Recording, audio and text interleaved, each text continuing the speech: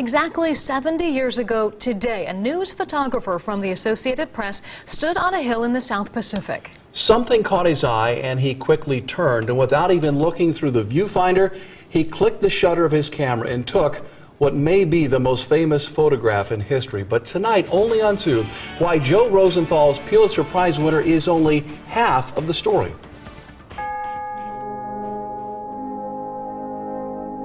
It is one of the most historic and iconic moments in U.S. and military history, and it lives on in the Marine Corps War Memorial in Washington, D.C., and in the famous Pulitzer Prize winning photograph.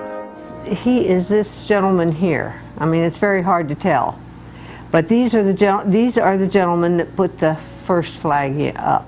But Joan Sanborn of New Carlisle has the photographs that no one has ever seen until now. A mortar barrage searches out hidden machine gun nest. In February of 1945, two Marine divisions invaded Iwo Jima, a tiny island in the Pacific held by the Japanese.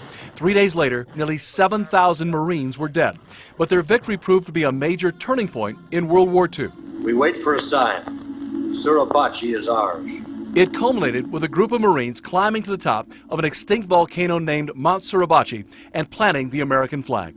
Joan's father, Joseph Rahavina, was a machinist in the 5th Marine Division, and the commanding officer asked him to make the stand for the flag. They had to have something to put the flag in, and they didn't want to just put it in a hole in the ground, so Dad made a stand for it. A Marine Corps photographer named Lewis Lowry took the only known photos of that first flag raising on Iwo Jima.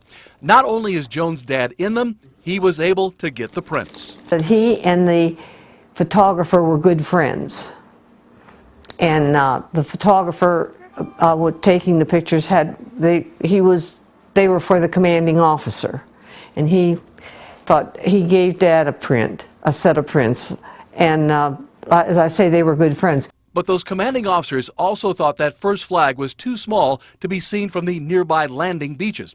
So a second group of Marines was ordered to make the climb and plant an even larger flag. This time, a news photographer was allowed to go along, and the rest, quite literally, is history.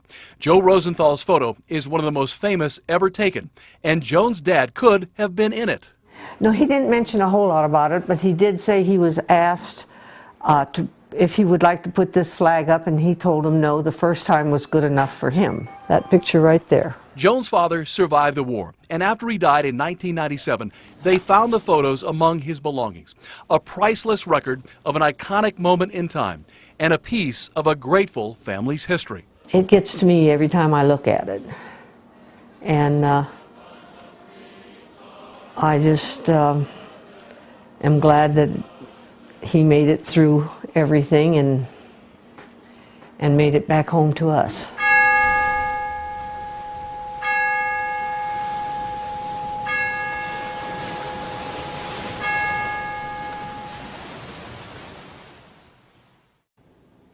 But even after those photos were taken, the fighting on Iwo Jima continued.